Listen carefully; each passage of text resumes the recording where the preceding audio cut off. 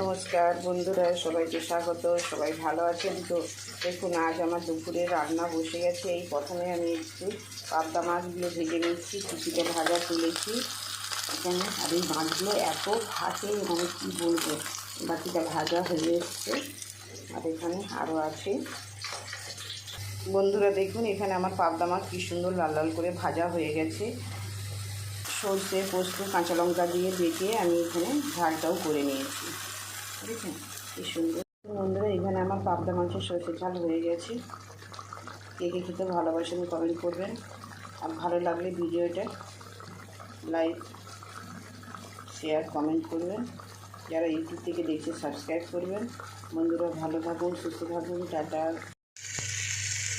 দেখুন বন্ধুরা, এখানে আমার ডবল ডিমের অমলেট করে নিচ্ছি। আর এখানে ছোটো ছোটো এগুলো গাছের বেগুন, তো একটু ছোটো ছোটো করে নিম পাতা দিয়ে একটু ভেজে নিচ্ছি। এখানে একটু টক ডাল আমচুর দিয়ে করে নিয়েছি। এখানে ভেন্ডি করতে হবে বলে আমি ভেন্ডিটা ভেজে নেব। দেখুন বন্ধুরা, এখানে আমার ভেন্ডি পোস্ত হয়ে গেছে। কে কে খেতে ভালোবাসেন, আর টক ডাল হলে না আমাদের বাড়িতে সবাই খেতে ভালোবাসে। বন্ধুরা ভালো থাকুন, এইভাবেই রেসিপি বানান, ভালো লাগবে।